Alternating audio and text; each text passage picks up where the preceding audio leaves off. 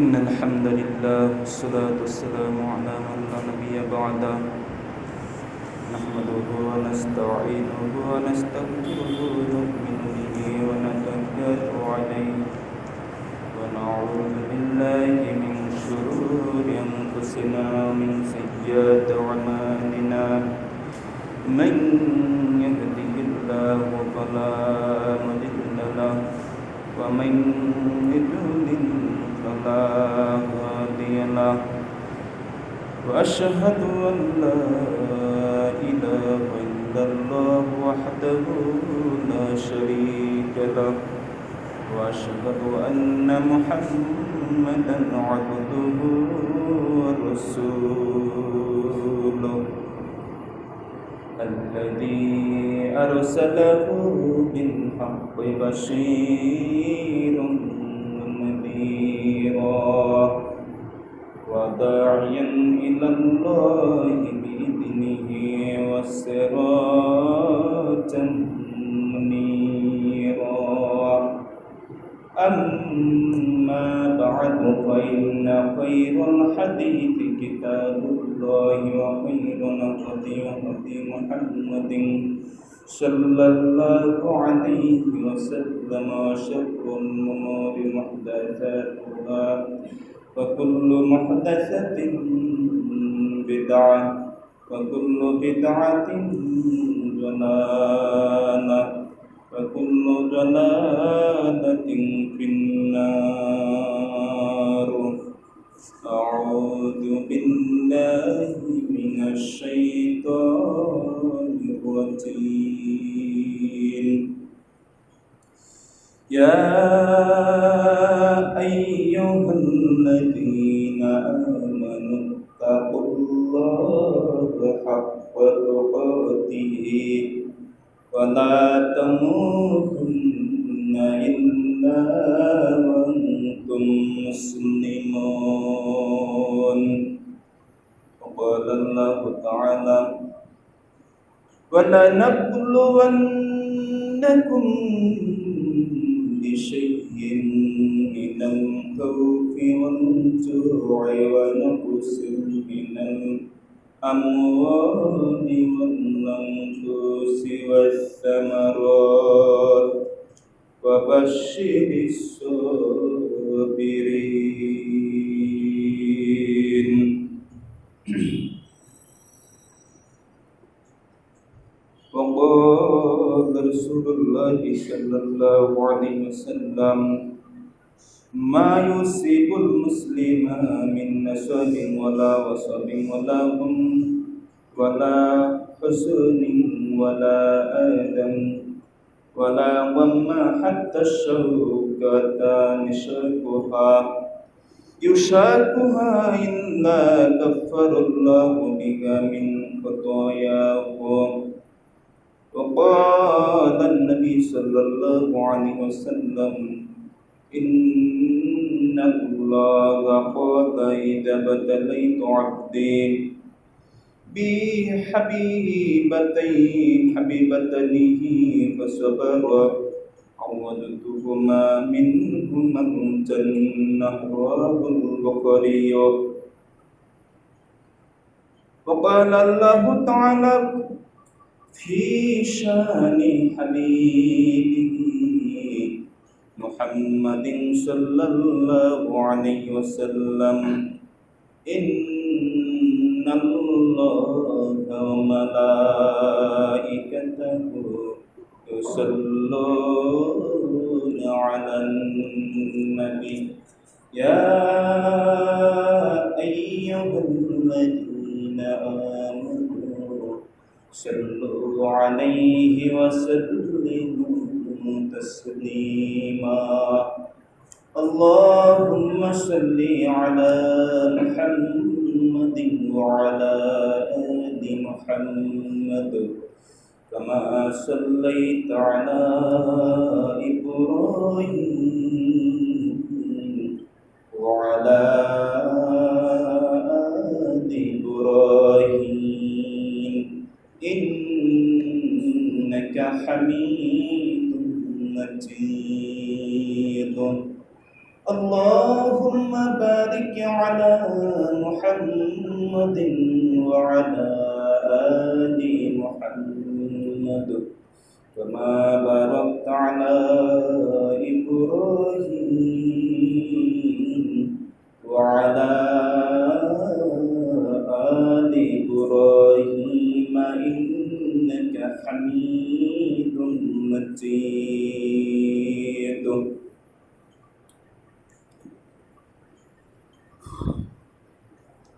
আলহামদুলিল্লাহ, সর্বপ্রথম আল্লাহ শুকরিয়া আল্লাহ রাব্বুল আলামিন মেঘযুক্ত পরিবেশে বৃষ্টি কিছুক্ষণের মধ্যে হয়তো আল্লাহ দিতেও পারেন। এরকম মুহূর্তে আল্লাহ তাআলা বৃষ্টি শুরু হওয়ার আগেই জুমার মসজিদে উপস্থিত হওয়ার সুযোগ, তৌফিক, সৌভাগ্য দান করেছেন। যাদেরকে আল্লাহ আসার সুযোগ দিয়েছেন, আমরা সবাই পড়ছি আলহামদুলিল্লাহ এবং রাসূলের উপর দুরূদ সাল্লাল্লাহু আলাইহি ওয়াসাল্লাম। আজকের সংক্ষিপ্ত খুতবার বিষয় হচ্ছে অসুখ সম্পর্কে। মহান আল্লাহ তাআলার অন্যতম একটি নিয়ামত হচ্ছে বালা মুসিবত, বিপদ আপদ, অসুখ বিসুখ। এইগুলো কেন হয়, কি কারণে হয়? মহান আল্লাহ তাআলা সূরা বনী ইসরাঈলে বলেন, ওয়া নুনাজ্জিলু মিনাল কুরআন, আমি কুরআন নাযিল করেছি, মা হুয়া শিফাউ, যাতে রয়েছে শিফা, মুক্তি, ওয়া রাহমাতুল লিল আলামিন, এবং বিশ্ব জগতের রব, বিশ্ব জগতের জগৎবাসীদের জন্য এটা রহমত, দয়া। সম্মানিত মুসল্লিরা, এই মহাগ্রন্থ আল কুরআনুল কারীম আল্লাহ তাআলা নাজিল করলেন এবং এই নাজিলের মধ্যে অনেক হিকমাহ, অনেক কৌশল, অনেক রহস্য আল্লাহ দিয়েছেন, যেগুলো আমরা কোরআন না পড়লে বুঝতে পারবো না। কোরআন শুধু আরবি ভাষায় পড়লে হবে না, তার অনুবাদ না করলে কিছু বুঝবো না। অন্তত ব্যাখ্যা দূরে থাক, অনুবাদটুকু যদি আমরা উপলব্ধি করতে পারি, তাহলে অনেক কিছু জ্ঞান অর্জন হয়ে যাবে। তো আল্লাহ তাআলা প্রত্যেকটা অসুখ বিসুখের পিছনে বিশাল বড় হিকমত রেখেছেন।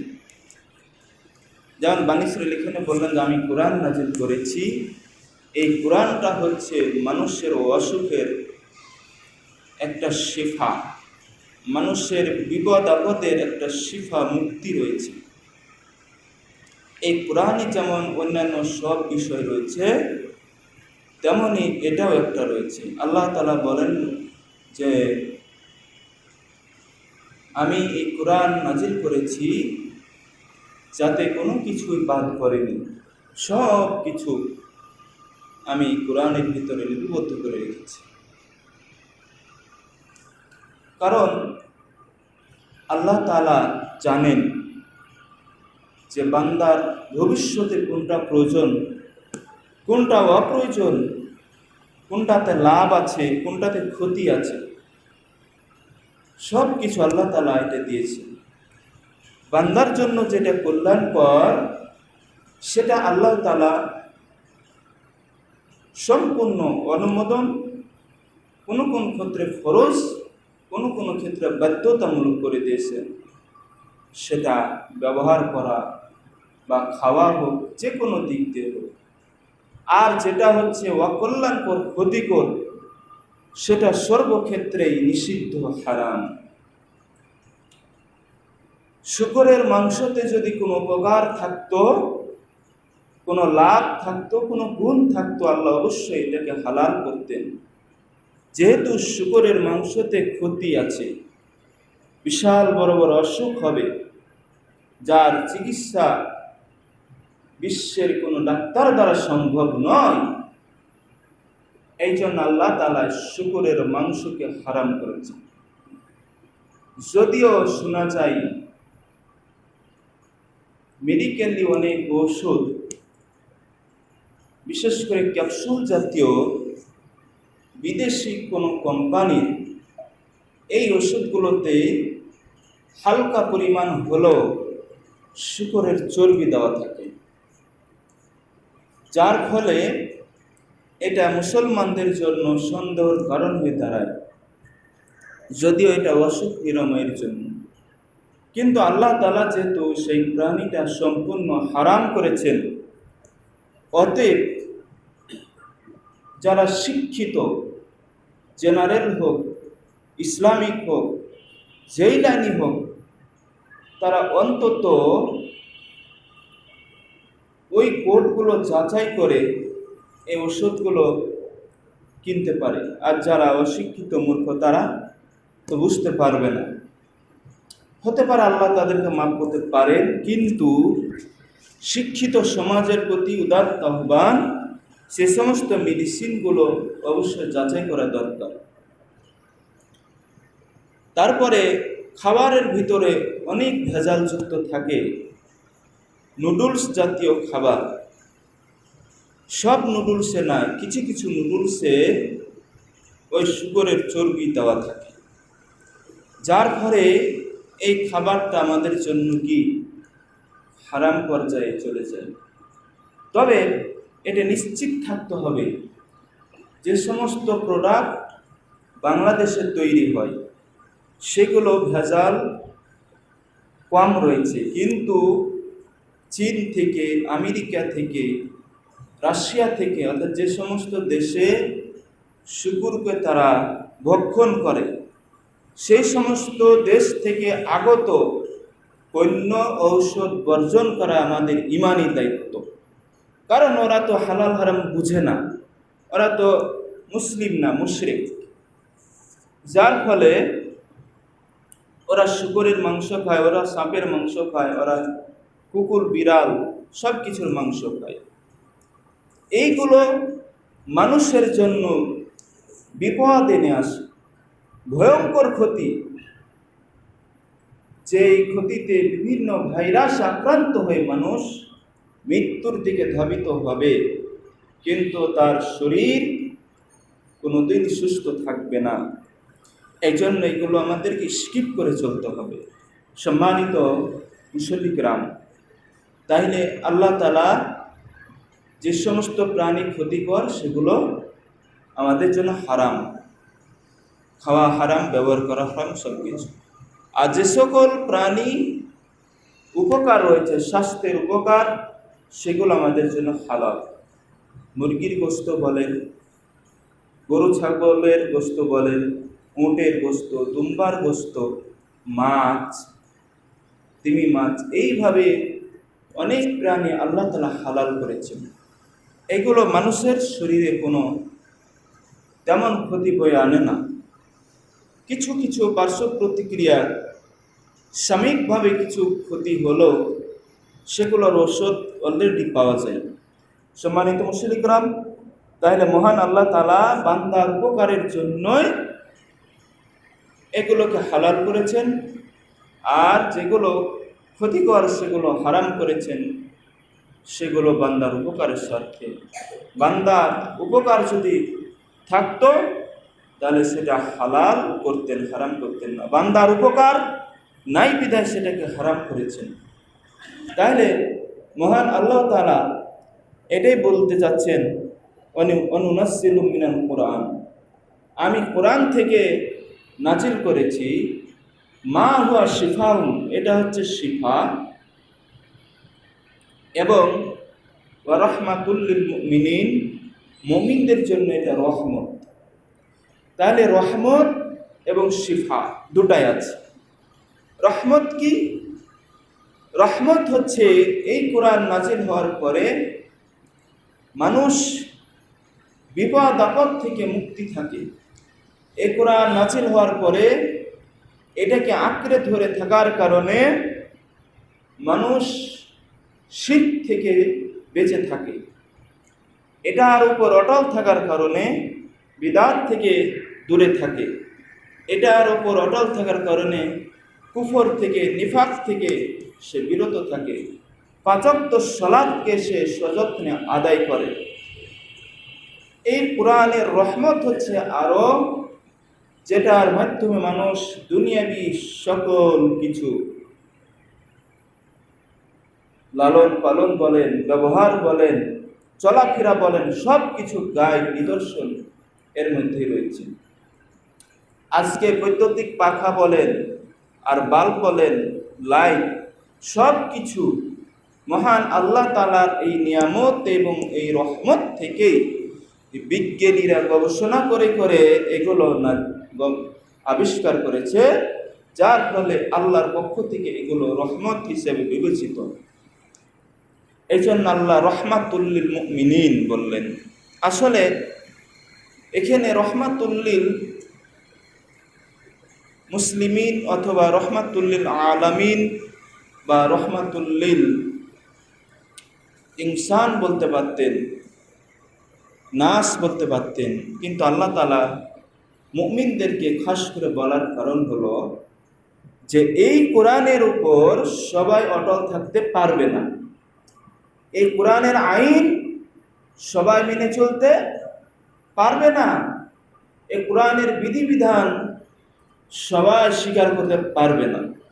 আল্লাহর জমিন, আল্লাহর আইন সবাই গ্রহণ করতে পারবে না, যার ফলে আল্লাহ খাস করে মুমিনদের জন্য এই কোরআনটাকে রহমত হিসেবে নাজিল করলেন এবং শিফা হিসেবে নাজিল করলেন।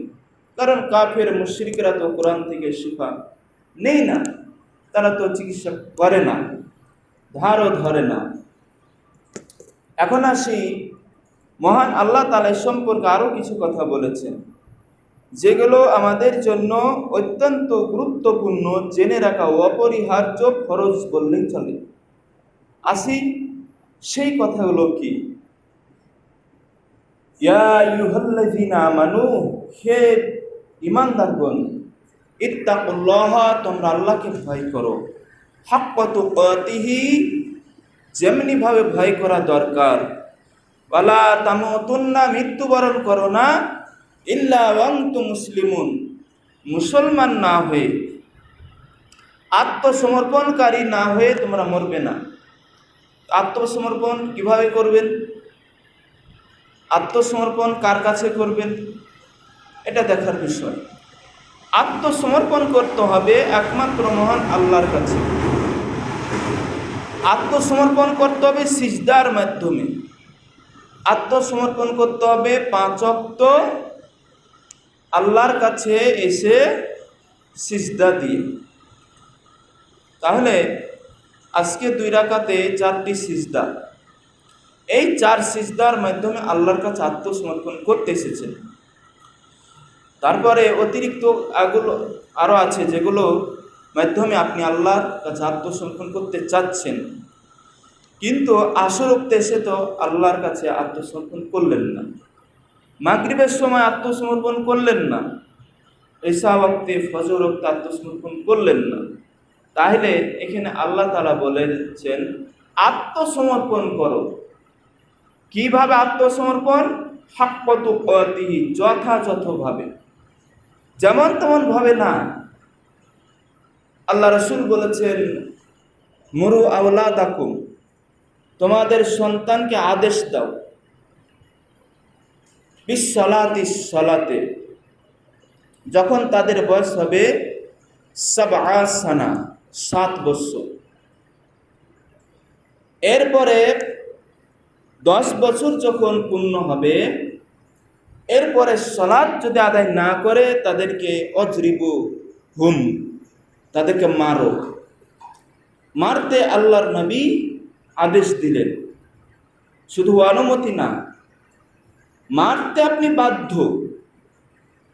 কিন্তু আমরা মারি কিসের জন্য? ওই হালের মেয়ে ভাত দিতে যায় না, বাজারে যায় না, কোনো কিছু আনতে যায় না, বিড়ি সিগারেট আনতে পাঠাচ্ছে না, যায় না, তারপরে আরো কিছু দুনিয়াবি যেগুলো নিজের স্বার্থে, এগুলোর জন্য আমরা সন্তানকে মারি। কিন্তু সন্তান নামাজ সালাত আদায় করে না, এই জন্য মারি না। এই জন্য মারি না, হয়তো বছরে একবার আদর করে বলি, কিন্তু মারি না। তাহলে যেখানে মারার দরকার সেখানে মারা বাদ দিয়ে যেখানে আদর করে বলা দরকার সেখানে মারলেন, তার ওই সন্তান কশ্চিনকালও আপনার উপযুক্ত সন্তান হিসেবে গড়ে উঠবে না। এটা হচ্ছে আপনার ইমানি দায়িত্ব, তাকে উপযুক্ত করে গড়ে তোলা। প্রথম শিক্ষক হচ্ছে পিতামাতা, দ্বিতীয় শিক্ষক হচ্ছে প্রাতিষ্ঠানিক শিক্ষক। সম্মানিত মুসল্লিকরাম, তাহলে সন্তানকে উপযুক্ত শিক্ষা দেওয়ার জন্য বেশি কিছু করা লাগবে না। 7 বছর বয়স থেকে মুরু আওলাদাকুম আদেশ দেন, দেখবেন তারা ঠিকই মসজিদমুখী হবে, সালাতমুখী হবে। কিন্তু যখনই আপনি 10 পেরিয়ে যাবে তখন আদেশ দিলে সচরাচর তারা 80% সালাতের দিকে ধাবিত হবে না, কারণ তখন তাদের মন বিবেক অলরেডি চেঞ্জ হয়ে গেছে। এই জন্য ইসলাম এত কৌশলপূর্ণ যে 7 থেকে 10-এর মধ্যে তাকে শিষ্টাচার, আদব কায়দা, প্রথম ট্রেনিং হচ্ছে সালাতের ট্রেনিং দিতে বললেন, সালাতের আদেশ করতে বললেন। মুরু আওলাদাকুম বিসসালাত, তোমাদের সন্তানদেরকে সালাতের আদেশ দাও। 7 সানা, 7 বছর বয়সে। আপনি দিয়েছেন, খেয়াল করেন যে আমার সন্তান যখন 7 বছর বয়সে পা দিয়েছে তখন আমি আমার সন্তানকে একবার সালাত আদায়ের কথা বলেছি? এটা তো দূরে থাক, নিজেই তো মসজিদ যায় না, গেল 5 ওয়াক্ত যায় না, এই জন্য বলতে পারি না। কারণ সন্তান তো বলবে তুমি তো নিজেই যাও না, আমাকে কি বলবে? এই জন্য নিজে আসতে হবে, সন্তানকে আদেশ করতে হবে। দেখবেন ওই সন্তানকে 10 বছর বয়স হলে মারা লাগবে না, ওই সন্তান অটোমেটিক আপনাকে তাগাদা করবে মসজিদ আসার জন্য, আপনার সাথে আসার জন্য। আপনি হয়তো শুয়ে আছেন, আপনাকে উঠিয়ে নিয়ে আসবে। এরকম সন্তান আমাদেরকে উপযুক্ত করতে হবে, তাহলে এই সন্তান আপনার অবাধ্য হবে না, এই সন্তান আপনাকে মারবে না, এই সন্তান আপনার বিরোধিতা করবে না। সম্মানিত মুসলিকরাম, বলছিলাম এইভাবে আত্মসমর্পণ করতে হবে। 7 বছর থেকে শুরু করে মৃত্যুর আগ পর্যন্ত, মাঝখানে যদি কমন সেন্সহীন না হয়, জ্ঞানহীন না হয়, পাগল না হয়। কারণ পাগলদের উপর সালাত ফরজ নয়, জ্ঞানহীন ব্যক্তিদের উপর সালাত ফরজ নয়। এরা সালাত পড়লেও জান্নাতে যাবে, না পড়লেও জান্নাতে যাবেই, কারণ এরা পাগল। এদের উপর ইসলামের কোনো বিধান জারি নেই, পশু পাখির উপর ইসলামের কোনো হুকুম জারি নাই। এরা জান্নাত জাহান্নাম কোনোটাই পাবে না, এদেরকে মাটিতে পরিণত করে দেওয়া হবে। শুধু মানুষ পাগল হলেও সে জান্নাত পাবে, কিন্তু মৃত্যুর আগ পর্যন্ত যদি হুঁশ জ্ঞান থাকে, এরপরে সালাতমুখী না হয়, সালাতহীন অবস্থায় মারা যায়, তাকে জাহান্নামে যেতেই হবে, এতে কোনো সন্দেহ নেই। সম্মানিত মুসলিকরাম, এটা সূরা আল ইমরানে 102 নম্বর আয়াত। এরপর আসি আল্লাহ রাসূল সাল্লাল্লাহু আলাইহি সাল্লামের বাণী শুনব। তার আগে আল্লাহ তাআলা আরেকটি বিষয় আমাদেরকে অবগত করেছেন। সূরা বাকারা 155 নম্বর আয়াত, ওয়ালা নাবলুওয়ান্নাকুম বিশাইইম মিনাল খাউফি ওয়াল জু', অবশ্যই আমি তোমাদেরকে পরীক্ষা করব ভয় ক্ষুধা দিয়ে, ভয় এবং ক্ষুধা দ্বারা পরীক্ষা করব। 1 দিন 2 দিন 3 দিন না খেয়ে রাখবো, 7 দিন না খেয়ে রাখবো, 15 দিন না খেয়ে রাখবো, পরীক্ষা করব। দিনে 2 বেলা না খেয়ে রাখবো, 1 বেলা না খেয়ে রাখবো, পরীক্ষা করব। ক্ষুধা দ্বারা পরীক্ষা করব, আর ভয় দ্বারা পরীক্ষা করব। ভয় কি? যে আল্লাহকে বেশি ভয় করে না মানুষকে বেশি ভয় করে। বিশাল বড় শত্রু আপনার, এমনভাবে ভয় করেছে, বলছে আপনাকে সিজদা করতে হবে ওই শত্রুর পায়ে। সে কাফের, সে মুশরিক, সিজদা না করলে আপনার জীবন বিপন্ন। এই যে ভয়, ইমানি পরীক্ষা হলো মৃত্যুবরণ করব, মরে যাব, তারপরে সিজদা করব না। ভারতে যেমন বলছে যে রাম রাম বলে জিকির করতে হবে, জয় বলে জিকির করতে হবে, জয় মা, বিভিন্নভাবে তাদের দেবতার নামে জিকির করতে হবে, তাকবীর ধ্বনি দিতে হবে। এক রিক্সাওয়ালা, তাকে বলছে, সে বলছে আমি দিব না, আমি দিব না, এটা বলবো না, না বললে হত্যা করব। তো সে যেহেতু কোরআন হাদিসের জ্ঞান কম থাকতে পারে, সেরকম অভিজ্ঞতা নাও থাকতে পারে, যেহেতু এটা হিন্দু রাষ্ট্র, মুসলিম রাষ্ট্রটা না, যার ফলে সে বলে দিতে পারে। কিন্তু অনেকে আছে যে মৃত্যুর মুখোমুখি, আমাকে জবাই করলো, শেষ করে দিল, আমার আল্লাহ ছাড়া আমি তার কাছে মাথা নত করব না, কোনো মূর্তি দেবতার নামে আমি কোনো স্লোগান, কোনো তাকবীর, কোনো জিকির করব না। যার ফলে এটা হচ্ছে ভয় থেকে বেঁচে থাকা এবং আল্লাহকে ভয় করা। কারণ তার ভিতরে ওই মৃত্যুর চেয়ে, ওই কাফের মুশরিকের চাইতে, ওই দেবতার চাইতে আল্লাহর ভয় বেশি ঢুকেছে।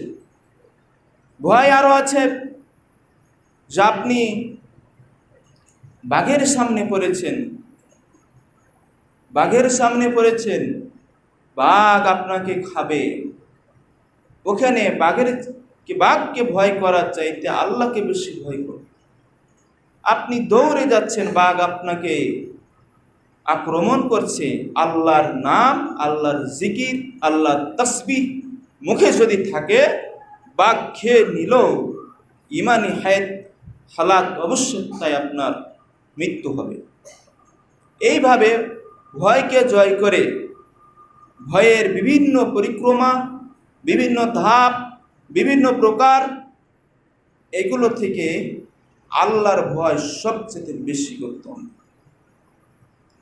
আপনার দোকানে, আপনার ব্যবসায় বলছে যে এত টাকা দিতে হবে, এখানে আমার আন্ডার, আমার এলাকায় ব্যবসা করছো, নাহলে হত্যা করব। যদি আপনি বলতে পারেন আমি মরব তবু স্বীকার, কিন্তু অন্যায়ের কাছে মাথা নত করবো না, আমি কোনো টাকা দেব না, আমি একমাত্র আল্লাহকে ভয় করি, কোনো মানুষকে ভয় করি না, এখানে আপনি জিতে গেলেন। আল্লাহর ভয় আপনার ভিতর আছে, যার ফলে আল্লাহ বলছেন আমি এইভাবে তোমাদেরকে ভয় দেখিয়ে, ভয় দ্বারা পরীক্ষা করব। 2 নম্বর, ক্ষুধা দ্বারা পরীক্ষা করব, দুর্ভিক্ষ দিব। ফিলিস্তিন, গাজায় আজকে দুর্ভিক্ষের কবলে পতিত। 1975 সালে বাংলাদেশ দুর্ভিক্ষে পতিত ছিল, 74 সালে। এইভাবে বিশ্বের বিভিন্ন দেশে দেশে দুর্ভিক্ষের ছোঁয়া লেগেছে।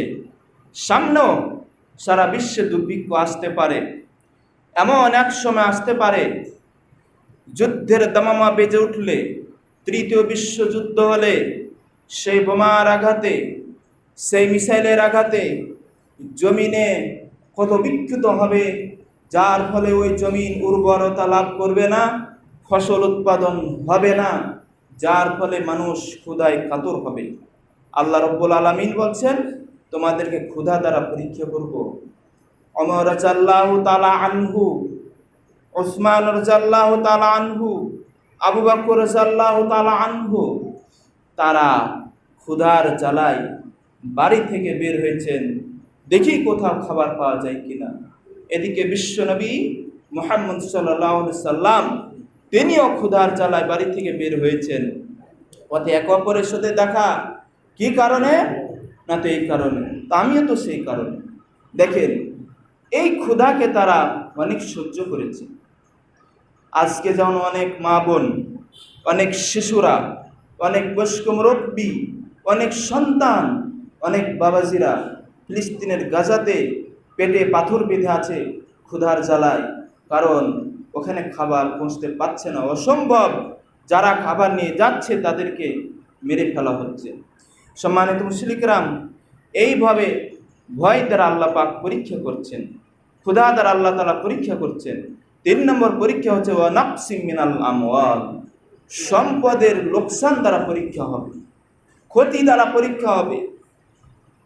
আপনি 50 লক্ষ টাকা দিয়ে একটা সম্পদ কিনলেন, একটা গাড়ি কিনলেন, একটা যে কোনো জিনিস কিনলেন, কিন্তু এই সম্পদ পরবর্তীতে ক্ষতি হয়ে গেল, অথবা বিক্রি করার সময় লোকসান হলো, 3 লাখ 4 লাখ 10 লাখ টাকার লোকসান হয়ে গেল, যার ফলে আল্লাহ বলছেন এটাও পরীক্ষা। এই পরীক্ষা আমি তোমাদের করব, শুধু করব না, ওয়ালা ওয়া মানে অবশ্যই, লা মানে অবশ্যই, নাপলু মানে পরীক্ষা করবই। উন্নাকুম তোমাদেরকেই পরীক্ষা করব। মানে কাদেরকে? মানুষকে, মুমিনদেরকে পরীক্ষা আল্লাহ করবেন। আপনি ভাবছেন 5 ওয়াক্ত সালাত আদায় করি, জিকির আজকার করি, তাসবিহ পড়ি, অনেক কিছু করি, তারপর আল্লাহ আমারই লোকসান দিচ্ছে, আমাকে ক্ষুধার্ত করে রাখছেন, আমাকে বেশি ভয় দিচ্ছেন, আমারই সম্পদে বারে বারে ব্যবসায় ক্ষতি হয়ে যাচ্ছে, লাভ হচ্ছে না, খালি লোকসান হচ্ছে, লস হচ্ছে, এটা ভাবছেন।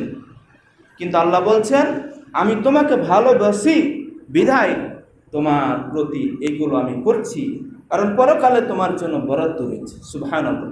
কাজেই যার যত লোকসান হবে, যে যত ক্ষুধার্ত থাকবে, যে যত ভয়ের মুখোমুখি হবে পৃথিবীতে, ক্ষুধার ভয়, দুর্ভিক্ষের ভয়, শত্রুর ভয়, বিভিন্ন প্রকারের ভয়, আল্লাহ বলছেন এদেরকে আমি পরীক্ষা করি। এই পরীক্ষার ফল কি? ওয়াল্লানফুস, নাফস দ্বারা পরীক্ষা করব, জীবন দ্বারা পরীক্ষা করব। তোমাদের শত্রুর সামনে পড়েছ, শত্রু তোমাদের কতল করবে, হত্যা করবে, তারপরে তোমরা ঈমান ছাড়বে না, বিদআত ছাড়বে না, বিদআত থেকে মুক্ত হবে, বিদআত করবে না, শিরকে যুক্ত হবে না। এখনো বাংলাদেশের মাটিতে দেখা যায় অনেকগুলো শিরক করা বাধ্যতামূলক হয়ে গেছে। যদি শিরক না করে তাহলে আপনার ওখানে বাস করা মোটেই কঠিন হয়ে যাচ্ছে, মোটেই উপযুক্ত নয়, ঠিক নয়, এরকম। যা হোক, এইভাবে জীবনের অনেক ক্ষতি, জীবনের অনেক পরীক্ষা আপনার উপর চলে আসবে। মৃত্যুর ভয় আপনাকে দেখাবে, আপনাকে হত্যা করবে, আপনার ঈমানকে কেড়ে নিবে। যদি ঈমানদার হতে চাও তাহলে জীবনটা দিয়ে দাও, অর্থাৎ জীবন দিয়ে তোমাকে পরীক্ষা করতে হবে, অর্থাৎ তোমার জীবনের বিনিময়ে তোমার ঈমান আল্লাহর কাছে গৃহীত হবে। কিভাবে? যুদ্ধের ময়দানে আপনি গিয়েছেন, ইসলামের শত্রুদেরকে পরাজিত করতে গেছেন, কিন্তু দেখা গেল শত্রুরা আপনাকে হত্যা করলো। আল্লাহ বলছেন এটাই পরীক্ষা, এইভাবে পরীক্ষা করব। আবার বিভিন্ন অ্যাক্সিডেন্ট, বিভিন্ন আগুনে পুরা, বিভিন্নভাবে বিপদ আপদের মাধ্যমে আপনার জীবন চলে যাচ্ছে। এমন একটা জিনিস, এমন একটা বিষয় আপনি করেছেন যে আপনি যদি আপনার জীবন বাঁচাতে চান তাহলে তার সাথে তার কথা মেনে তার আত্মসমর্পণ তার নিকট করতে হবে, তাহলে আপনি বেঁচে যাবেন। কিন্তু আপনার ঈমান বলবেন না, এর কাছে যদি আত্মসমর্পণ করি তাহলে আমার ঈমান চলে যাবে, অতএব আমার জীবন চলে যাক, কিন্তু আমি ঈমান নষ্ট করব না। আমাকে হত্যা করুক, আমাকে মেরে ফেলুক, তবুও স্বীকার, আমি আমার ঈমান থেকে বিচলিত হব না।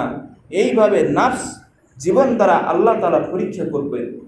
ওয়াসসামারাত, ফল দ্বারা পরীক্ষা করবেন। আপনার বাগানে অনেক ফল রয়েছে। সূরা কাহফের ঘটনা অনেকেই জানেন যে 2 ভাই, 2 বন্ধু, 2 ব্যক্তি, 2জন মুমিন, একজন মুমিন একজন মুমিন না। সে বলছে যে আল্লাহ তোমার চাইতে অনেক সম্পদ আমাকে দিয়েছেন, আমার বাগান দেখো, বাগানে ফলে পরিপূর্ণ হয়ে আছে, এগুলো সব আমার, আমার নিজ উদ্যোগে অভিজ্ঞতা আমি করেছি, দেখা গেল ফল আহরণ করতে যাবে, ওই সময় বাগান নিশ্চিহ্ন হয়ে গেছে, ফল একটাও নাই। অর্থাৎ আল্লাহ পরীক্ষা করছেন, তুমি আমার উপর ভরসা না করে, তুমি নিজের উপর ভরসা করে তুমি কি করছো? অহংকার করেছো। অতএব এই ফল তোমার জন্য বরাদ্দ থাকবে না, আল্লাহ নিশ্চিহ্ন করলেন। ওই ব্যক্তি পরবর্তীতে যখন তাওবা করল, ইস্তিগফার করল, নিজের ভুলকে আল্লাহর কাছে স্বীকার করে সারেন্ডার হলো, আল্লাহ তাআলা আবার তাকে ফিরিয়ে দিলেন। কাজেই আপনার বাগানে এবছর ফল আসেনি, আম আসেনি, লিচু আসেনি, কাঁঠাল আসেনি, ডাব আসেনি, খেজুর আসেনি, এই জন্য বিচলিত হওয়ার নো নিড, নো নেসেসিটির কোনো প্রয়োজন নাই। আল্লাহর উপর তাওয়াক্কুল রাখেন, সামনে বার ইনশাআল্লাহ আবার আসবে। আল্লাহ বলছেন, এইভাবে তোমাদেরকে অনেক ফল দিয়ে পরীক্ষা করব, ফল না দিয়েও পরীক্ষা করব, দুটাই ভাবে পরীক্ষা করব। এরপরে আল্লাহ তাআলা সুসংবাদ দিয়ে দিলেন, ওয়াবাশশিরিস সাবিরিন, হে মুহাম্মদ সাল্লাল্লাহু আলাইহি সাল্লাম, আপনি কি করেন? ধৈর্যশীলদেরকে সুসংবাদ দিয়ে দিন, যারা এগুলোর উপর ভয়, ক্ষুধার্ত, সম্পদের লোকসান আর জীবন এবং ফলমূলের পরীক্ষা থেকে যারা উত্তীর্ণ হবে, ধৈর্যের সহিত পাশ করতে পারবে, তাদের জন্য বিরাট যে সফলতা রয়েছে, আপনি সেই সফলতার জন্য সেই সমস্ত ধৈর্যশীল ব্যক্তিদের সুসংবাদ দিয়ে দিন। আল্লাহ তাআলা আমাদের এরকম ধৈর্যশীল হওয়ার তৌফিক দান করুন, ইমানি হায়াতে ধৈর্য ধারণ করার সুযোগ এবং তৌফিক আল্লাহ তাআলা যেন আমাদের সকলকে দান করুন। আমরা সই করছি, আমিন।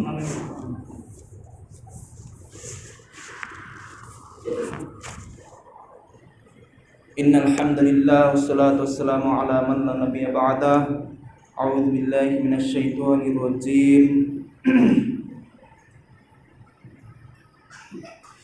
সুন্নাত মান ক্বাদ আরসালনা ক্বাবলাকা মির রুসুলিনা ওয়া লা তাজিদু লিসুন্নাতিনা তাহওয়িলা। আকিমিস সালাতা লিদুলুকিশ শামসি ইলা গাসাকিল লাইলি ওয়া কুরআনাল ফাজর ইন্না কুরআনাল ফাজরি কানা মাশহুদা। ওয়া ক্বালা রাসূলুল্লাহ সাল্লাল্লাহু আলাইহি ওয়াসাল্লাম, মা ইউসিবুল মুসলিম মিন নাসাবিন ওয়ালা ওয়াসাবিন ওয়ালা হুম ওয়ালা হুজনিন ওয়ালা আযা ওয়ালা গাম্মা হাত্তা শাওকাতা ইউশাকুহা ইল্লা কাফফারাল্লাহু মিন খতায়াহু। আল্লাহ রাসূল সাল্লাল্লাহু আলাইহি সাল্লাম বলছেন যে মুসলিমের শরীরে কোনো কষ্ট, কোনো রোগ, কোনো দুঃখ, কোনো দুশ্চিন্তা, কোনো কষ্ট বা কাঁটার খোঁচাও যদি লাগে, আল্লাহ তাআলা তা দ্বারা তার গুনাহগুলো মাফ করে দেন। সুবহানাল্লাহ। সহিহ বুখারী 5641 এবং মুসলিম 2573 নম্বর হাদিস। আপনারা এই জন্য মুমিনদের অসুখ বিসুখ, মুমিনদের বিপদ আপদ সবটাই আল্লাহর পক্ষ থেকে রহমত, নিয়ামত, করুণা। আপনার পায়েও চোট লাগবে, আলহামদুলিল্লাহ। আপনার কেউ মারা গেছে, আলহামদুলিল্লাহ। তো আলহামদুলিল্লাহ খুশিতে করতে হয়, মৃত্যুবরণ করলে আবার আলহামদুলিল্লাহ করতে হবে কেন? এটা হচ্ছে আল্লাহর শুকরিয়া যে আল্লাহ তাআলা তাকে পছন্দ করেন, অথবা আল্লাহ তাআলা তাকে ভালোবাসেন, অথবা আল্লাহ তাআলা এই ব্যক্তির মাধ্যমে আমাদেরকে পরিত্রাণ দিচ্ছেন। এই জন্য বলা হয়, একজন জালেমের মৃত্যুতে অনেকেই মুক্তি পায়, আর একজন মুমিন ব্যক্তির মৃত্যুতে অনেকেই কষ্ট পায়। যার ফলে আপনি আলহামদুলিল্লাহ করতে এই জন্য বাধ্য যে সমস্ত প্রশংসা আল্লাহর জন্য, এই ব্যক্তিটিকে আল্লাহ কবুল করেছেন, আল্লাহর প্রিয় বান্দা, বিধায় সে আল্লাহটাকে সাড়া দিল। অপরদিকে জালেমের মৃত্যু তো আলহামদুলিল্লাহ করবেন এই জন্য যে এই ব্যক্তি আরো দুনিয়ায় বেঁচে থাকলে আরো আমাদের কষ্ট দিত, জুলুম, নির্যাতন, অত্যাচার করত। এই জন্য এক্ষেত্রে আলহামদুলিল্লাহ। মুমিন মূল্য আলহামদুলিল্লাহ, কাফির মূল্য আলহামদুলিল্লাহ, উদ্দেশ্য দুই রকম। এখন আসি, এরপরে বলবেন কি যে আল্লাহুম্মা আজরিনি ফি মুসিবাতি ওয়াখলুফলি খায়রাম মিনহা। হে আল্লাহ, আমার বিপদে, এই ব্যক্তির বিপদে, আমার আত্মীয় স্বজনের বিপদে, এই ব্যক্তি মারা গেলের বিপদে আপনি কি করুন? আমাকে ধৈর্য দিন এবং এর চাইতে উত্তম উত্তম, এর পরিবর্তে উত্তম কোনো কিছু আমাকে দান করুন, স্থলাভিষিক্ত করুন। তারপর আপনি বলবেন কি, ইন্না লিল্লাহি ওয়া ইন্না ইলাইহি রাজিউন, নিশ্চয় আমরা আল্লাহর জন্য, আল্লাহর দিকেই আমরা ফিরে যাব। আমরা যখন লাশ দেখব, আল্লাহুম্মা গফির লাহু ওয়ারহামহু, আল্লাহ তাকে ক্ষমা করো, তাকে রহম করো। দাফন করব, আল্লাহুম্মা গফির লাহু ওয়ারহামহু ওয়া সাব্বিতহু, আল্লাহ তাকে ক্ষমা করো, তাকে রহম করো, তাকে ঈমানের উপর সুদৃঢ় রাখো। সালাতের জানাজার ভিতরে আপনি সালাত শুরু করলেন, দোয়া শুরু হলো, সালাত শেষ হলো, দোয়া শেষ হয়ে গেল। জানাজার সালাত, পাঁচ ওয়াক্ত সালাত, সব কিছু সালাতে আল্লাহ তাআলা রাসূল বলছেন সমস্ত বিপদে আপদে মুমিনদের জন্য শুধু দোয়া আর দোয়া, যার ফলে এগুলো সব নেকিতে পূর্ণ হয়, গুনাহগুলো মাফ হয়ে যায়। এই জন্য অসুখ বিসুখ বিপদে আপদে কোনো দুশ্চিন্তা, কোনো টেনশন, হতাশা হওয়ার প্রয়োজন নাই। মহান আল্লাহ তাআলা আমাদের সবাইকে কবুল করুন, ইমানদার হয়ে মৃত্যুবরণ করার তৌফিক দান করুন। আল্লাহ রাসূল সাল্লাল্লাহু আলাইহি ওয়াসাল্লাম বলেন, ইন্নাল্লাহা ক্বালা, নিশ্চয় আল্লাহ তাআলা বলেছেন, ইযা তালাইতু, যখন আমি কেড়ে নিব, আব্দি আমার বান্দার, বিহাবিবাতানিহি, তার দুইটি দৃষ্টি, তার দুইটি চোখ আমি যখন কেড়ে নিব, তাকে অন্ধ করে নিব, তারপর আমার ওই বান্দা ফাসবারও ধৈর্য ধারণ করলো। আল্লাহ রাসূল বলছেন, আল্লাহ তাআলা তখন বলেন, আওয়াদতুহুমা মিনহুমাল জান্নাহ, তখন আমি তাকে তার বিনিময়ে জান্নাত দান করি। অর্থাৎ অন্ধ ব্যক্তিকে আল্লাহ জান্নাত দান করবে, কারণ সে ধৈর্য ধারণ করেছে যে আলহামদুলিল্লাহ, আল্লাহ আমাকে দুই চোখ কেড়ে নিয়েছেন কিন্তু অন্যান্য সব কিছু দিয়েছেন, এই জন্য আলহামদুলিল্লাহ। এবং এই দুই চোখ দ্বারা অনেক পাপ হতো, পাপ থেকে আল্লাহ আমাকে বাঁচিয়ে রেখেছেন, এই জন্য আলহামদুলিল্লাহ। যার ফলে আল্লাহ তাআলা বলছেন যে আমি তাকে তখন জান্নাত দিয়ে দিই। সুবহানাল্লাহি ওয়া বিহামদিহি, সুবহানাল্লাহিল আযীম। মহান আল্লাহ তাআলা আমাদের সবাইকে কবুল করুন। সংক্ষিপ্ত দুই খুতবার ভিতরে আমরা যতটুকু শুনলাম, যতটুকু জানলাম, যতটুকু বুঝলাম, সবগুলো মনে রাখা সম্ভব নয়, কিন্তু আল্লাহ তাআলা যতটুকু আমাদের সেন্সে, মগজে, মস্তিষ্কে রাখবেন, ততটুকু আমরা গবেষণা করে আমল এবং সে অনুযায়ী চলার আল্লাহ তাআলা তৌফিক দান করুন। আমরা সবাই পড়ি আমিন। আল্লাহ আমাদের সমস্ত বিপদ আপদ থেকে হেফাজত করুন, রক্ষা করুন। আল্লাহুম্মা গফির লিল মুসলিমিন ওয়াল মুসলিমাত ওয়াল মুমিনিন ওয়াল মুমিনাত, আল্লাহুম্মা গফির লিল মুসলিমিন ওয়াল মুসলিমাত ওয়াল মুমিনিন ওয়াল মুমিনাত আল আহইয়াউ মিনহুম ওয়াল আমওয়াত। اللهم اذهب الباس رب الناس واشف انت الشافي لا شفاء الا شفاؤك شفاء لا يغادر سقما رب ارحمهما كما ربياني صغيرا رب ارحمهما كما ربياني صغيرا اللهم اجرني في مصيبتي واخلف لي خيرا منها اللهم اجرني واجر للمسلمين والفلسطين والغزة والعالمين ربنا تقبل منا انك انت السميع العليم وتب علينا انك انت التواب الرحيم سبحان ربك رب العزة عما يصفون وسلام على المرسلين والحمد لله رب العالمين سبحانك اللهم وبحمدك أشهد أن لا إله إلا أنت أستغفرك وأتوب إليك السلام عليكم.